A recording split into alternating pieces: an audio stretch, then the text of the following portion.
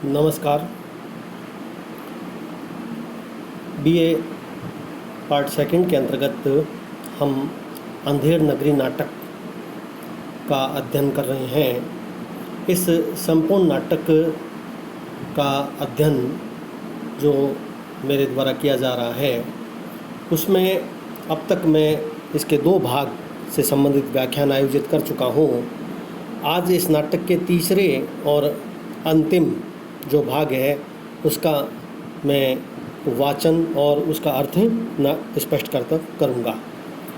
सबसे पहले जो आज का हमारा इस नाटक का अंतिम जो भाग है उसमें 5वां दृश्य जहाँ शुरू होता है उसमें गोवर्धन दास गाते हुए उस नगरी में चल रहा है जिसमें वह उस नगरी की समस्त बुराइयों को व्यक्त कर रहा है।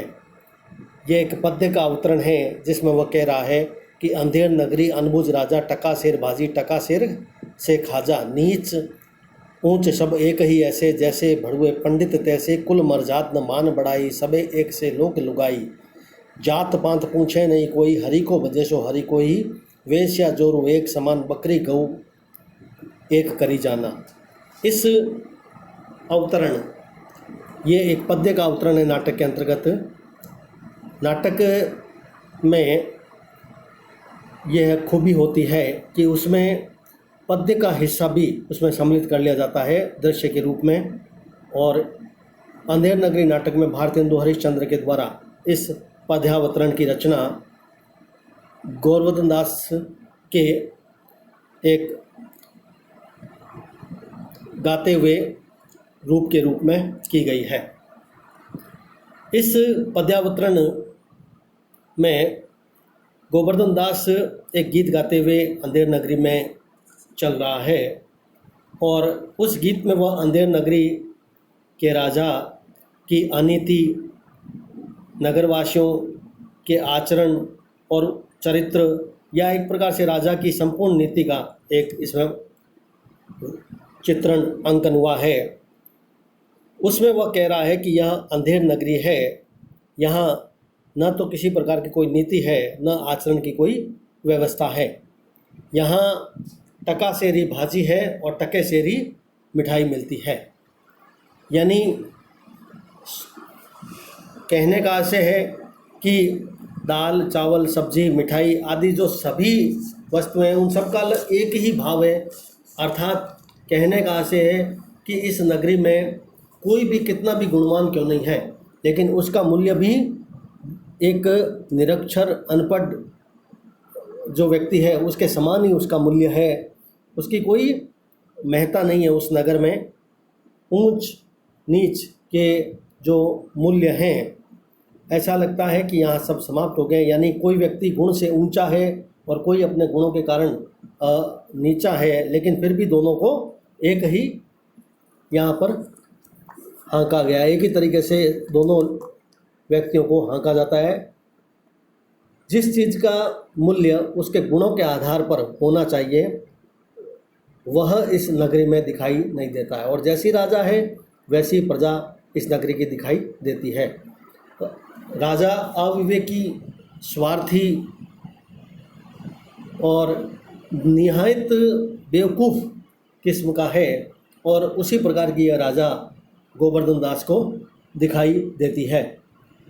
इस नगरी में किसी भी प्रकार से कोई अंतर उसको नज़र नहीं आता है। जो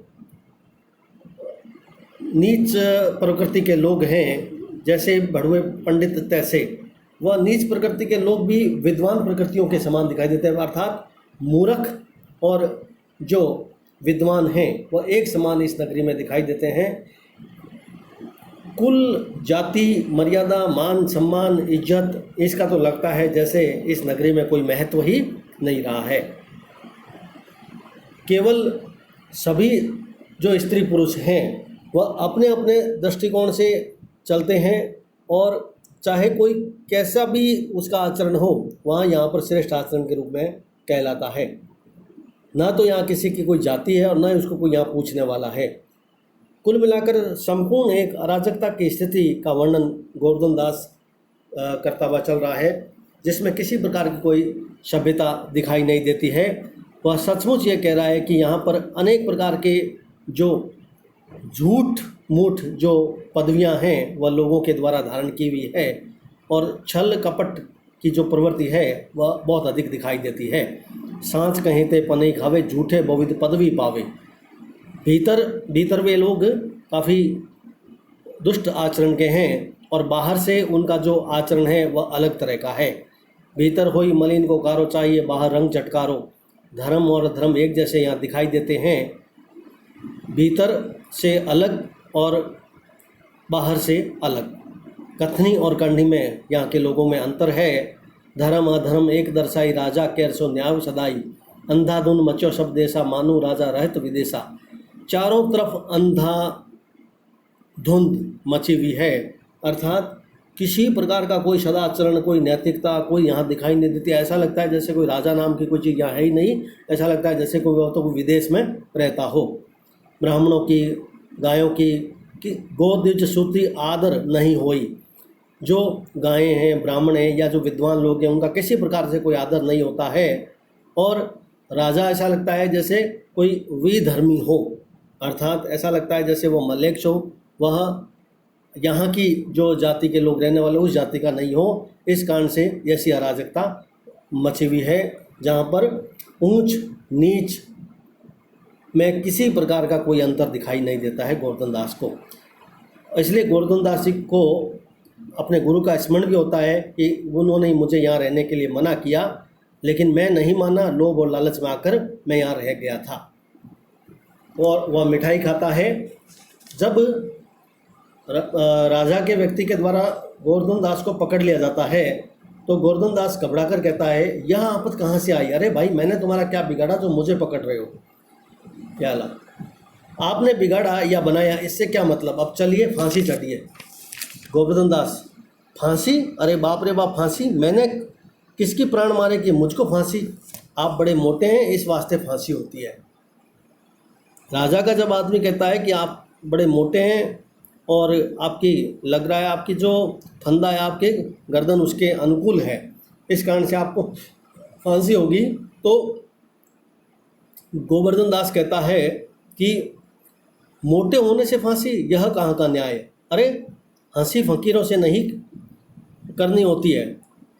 जब सूली पर चढ़ लेगा तब मालूम होगा कि हंसी की सच। सीधी राह चलते हो, घसीट कर ले चले। गोवर्धन दास, अरे बाबा, क्यों बेकसूर का प्राण हरते हो? भगवान के यहाँ क्या जवाब दोगे?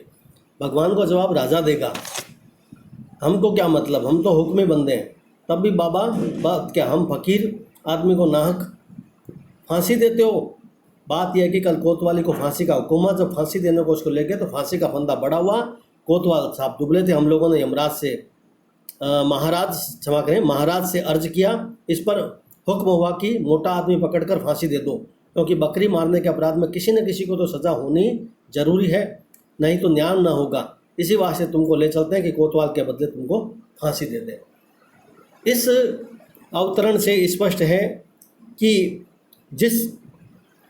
जो बकरी मर जाती है, उस बकरी के मरने की जो सज़ा या एक प्रकार से जो परिणाम है, वह पहले अनेक व्यक्तियों तक वो उसका परिणाम चलता है फांसी देने का।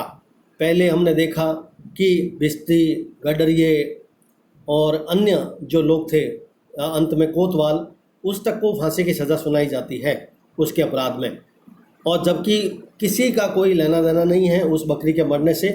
जब अंत में कोतवाल को सज़ा सुनाई देती है तो फांसी देने वाले कहते हैं कि कोतवाल की गर्दन पतली है, उसको फांसी नहीं दी जा सकती। तो महाराज कहते हैं किसी भी मोटी गर्दन वाले को पकड़ कर ले आइए। तो कुल मिलाकर जो नाटक का शीर्षक अंधेर नगरी है, वह इस अवतरण में पूरी तरह स्पष्ट हो जाता है कि बकरी मारने के अपराध में किसी को भी सज़ा देनी है बस, चाहे वो निरपराधी भी क्यों नहीं हो। और यही परिणाम होता है कि गोवर्धन दास की गर्दन फांसी के फंदे के अनुकूल होने के कारण उसे पकड़कर फांसी के लिए ले जाया जाता है।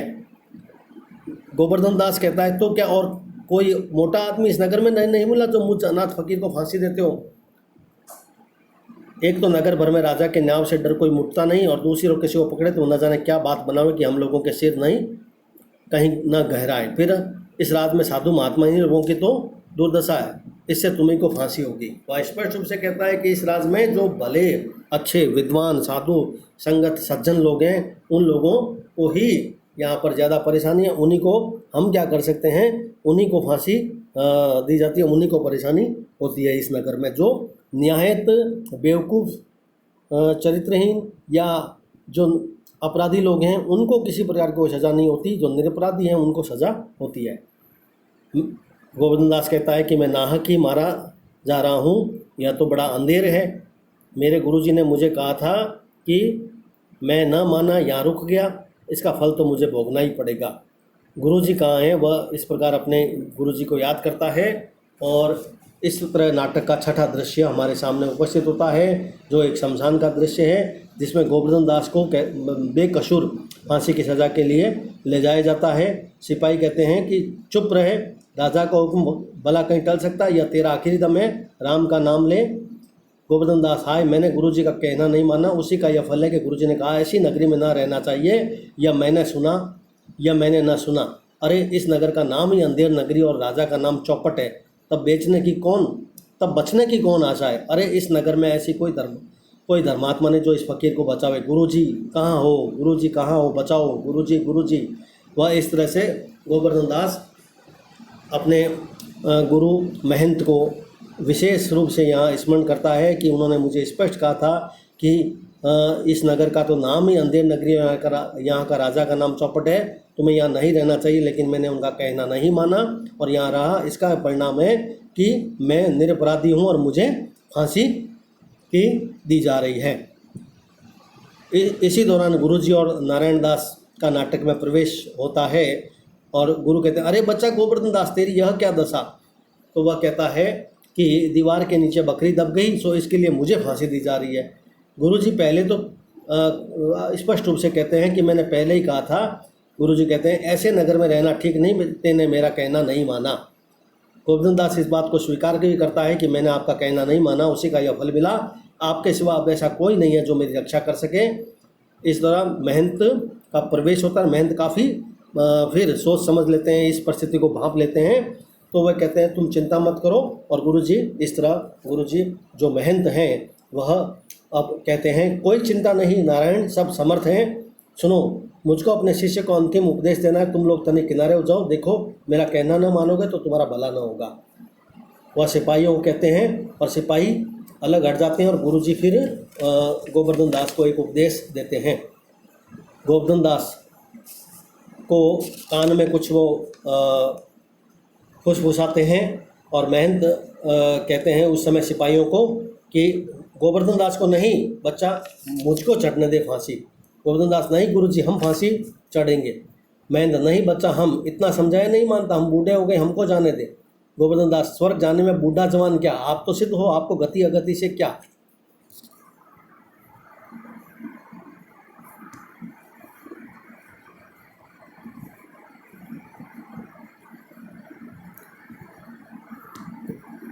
गोवर्धन दास नहीं गुरुजी, हम फांसी चढ़ेंगे। इस तरह से दोनों में एक प्रकार से होड़ से मच जाती है, जिसमें वो कहते हैं कि मैं फांसी चढ़ूंगा और वह कहता है, गोवर्धन दास कहता है मैं, और महंत कहता है वाह। इसी दौरान राजा कहता है कि यह क्या गोलमाल है। सिपाही महाराज, चेला कहता है मैं फांसी पढ़ूंगा, गुरु कहता है मैं पढ़ूंगा, कुछ मालूम नहीं पड़ता क्या बात है। राजा बाबा जी बोलो काहे को आप फांसी चढ़ते हो। महंत राजा, इस समय ऐसा साहित्य जो मरेगा सीधा बैकुंठ जाएगा। मंत्री, तब तो हम फांसी चढ़ेंगे। गोवर्धन दास, हमको हुक्म है। कोतवाल, हम लटकेंगे, हमारे सबब तो दीवार गिरी। राजा, चुप रहो, सब लोग राजा के आछत, कौन बैकुंठ जा सकता, हमको फांसी चढ़ाओ, जल्दी चढ़ाओ। महंत, जहाँ न धम न बुद्धि न नीति न सुजान समाज, ते ऐसा ही आप हुई न से ऐसे चौपट राज। इस तरह इस नाटक के अंत में जब गोवर्धन दास कहता है कि मैं फांसी चढ़ूंगा और महंत कहता है मैं, क्योंकि ऐसा साहित्य अर्थात शुभ समय जो है मरने का वह दोबारा नहीं मिलेगा, मैं बैकुंठ जाऊंगा। और राजा और कोतवाल, राजा और मंत्री भी इस तरह से बेवकूफ़ हैं कि वे इस शुभ मुहूर्त को टालने नहीं चाहते हैं और स्वयं फांसी पर चढ़ने के लिए आतुर हो जाते हैं। तो कुल मिलाकर नाटक के अंत से भी पता चल जाता है कि जो नीतिहीन आचरण वाला राज्य है उसमें बेकसूर व्यक्ति भी मुसीबत के जाल में फंसकर अपने प्राण गंवा रहे हैं, उस राज्य में राजा जैसा व्यक्ति भी कितना मूर्ख है कि अंत में वह यह कह बैठता है कि मुझे फांसी दी जाए। कुल मिलाकर इस नाटक का संपूर्ण जो कथानक है अंधेर नगरी, वह काफ़ी रोचक, संक्षिप्त, जिज्ञासावर्धक और पात्रों के चरित्रों को प्रकाश डालने वाले, उद्देश्य को स्पष्ट करने वाले जिज्ञासावर्धक कथानक कहा जा सकता है। धन्यवाद।